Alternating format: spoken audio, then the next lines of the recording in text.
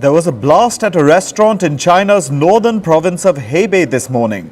A gas leak is suspected to be the cause. At least 2 people were killed and 22 were injured. Videos show a fireball over the site, followed by grey smoke rising from the building. The explosion ripped facades from buildings and damaged nearby cars.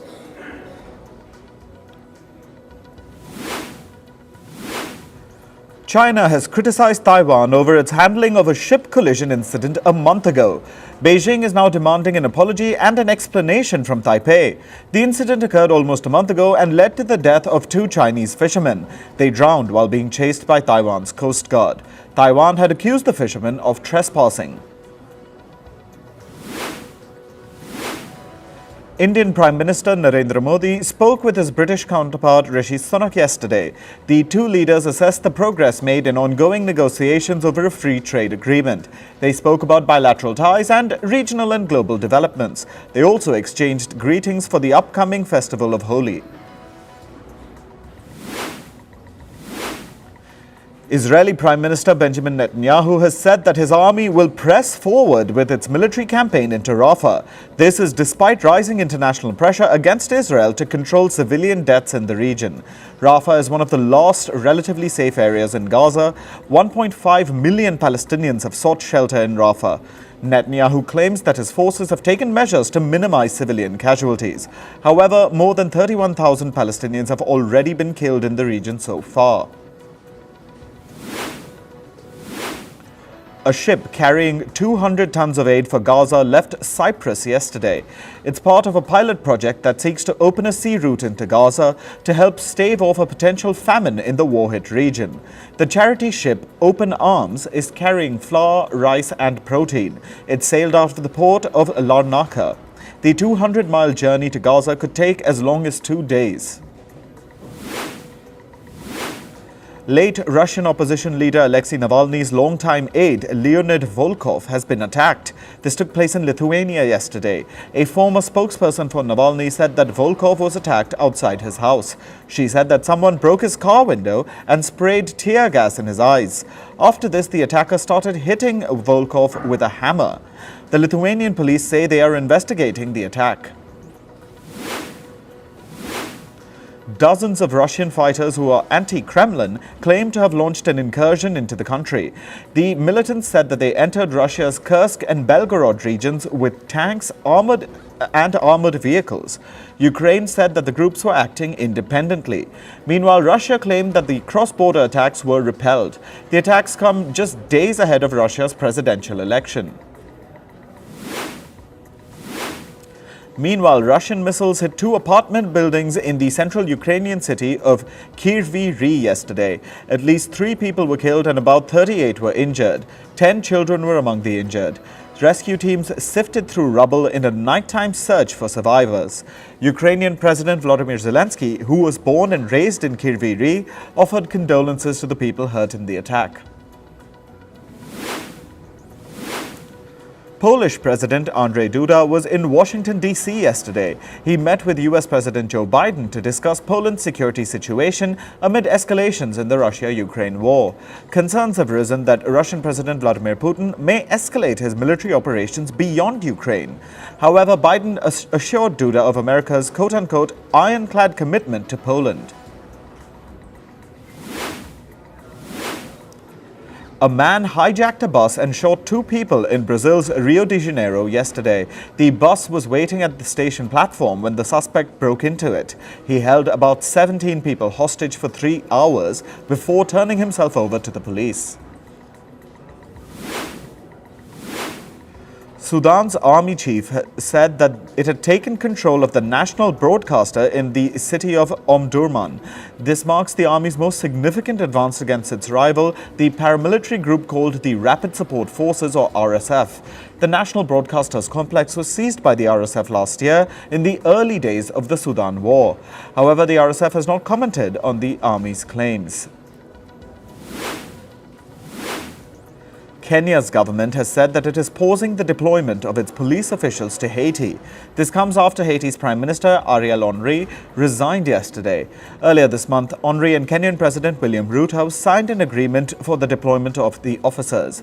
However, the recent decision leaves the security situation in Haiti in serious doubt as armed gangs continue with their violence.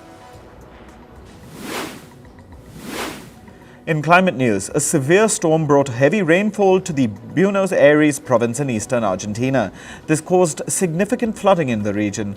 Residents were forced to wade through waist-high floodwaters. Meanwhile, vehicles were seen partially submerged. Two skiers from New Zealand have died in Japan. This is after an avalanche hit Hokkaido Island in the country's north. The third skier, who was also from New Zealand, was injured in the incident. The avalanche had buried 6 people in total.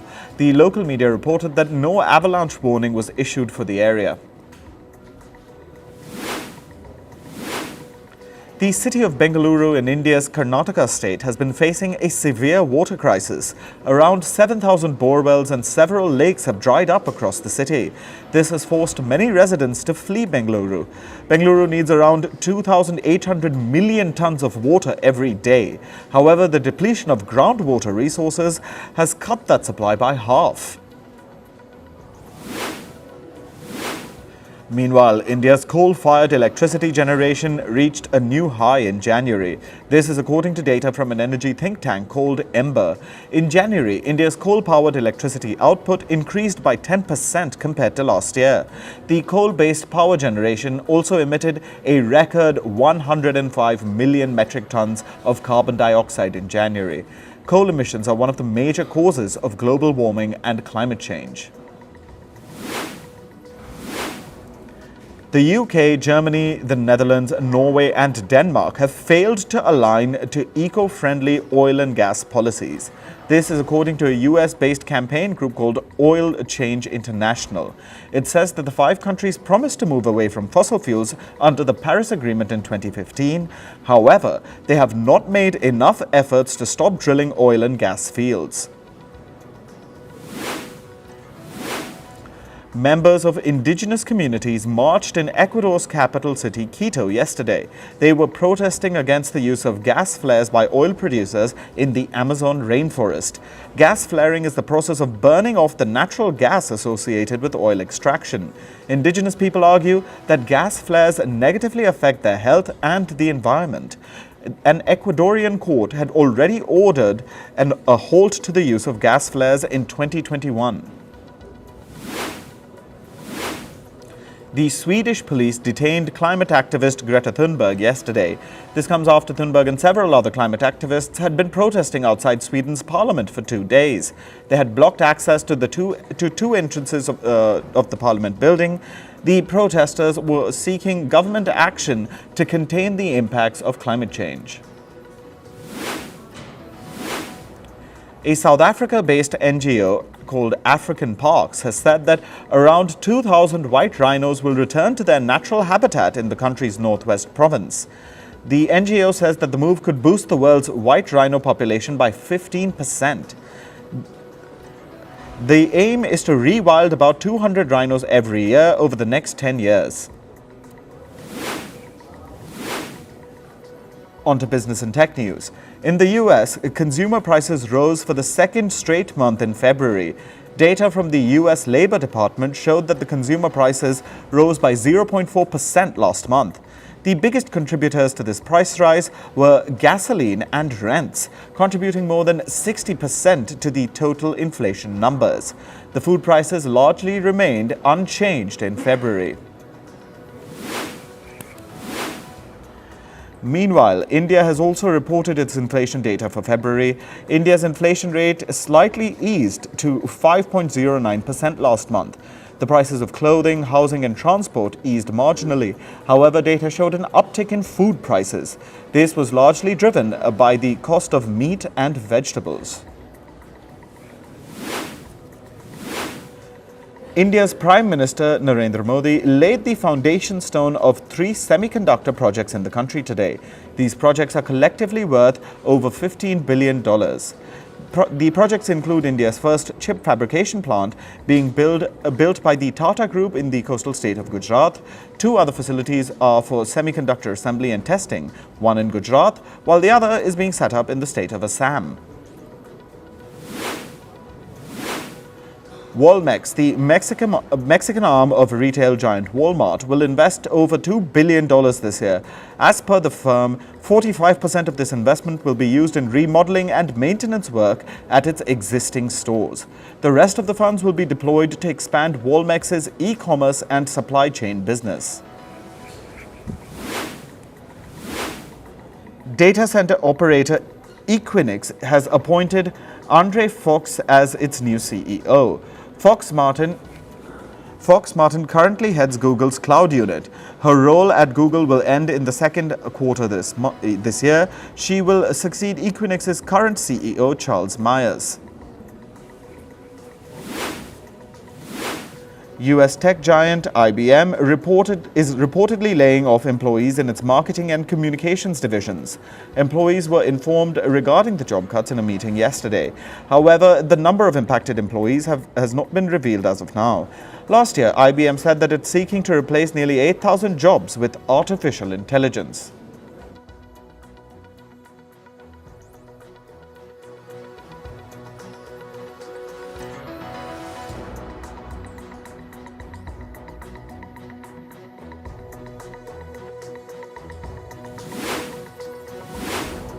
The US House of Representatives will vote on a bill that can potentially ban the social media platform TikTok across the US.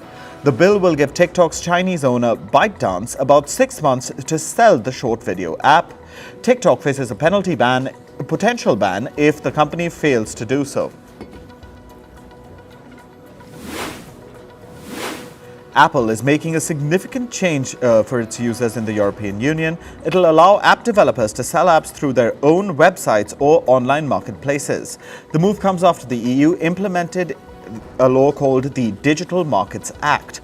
The Digital Markets Act aims to create a level playing field for tech firms in the region.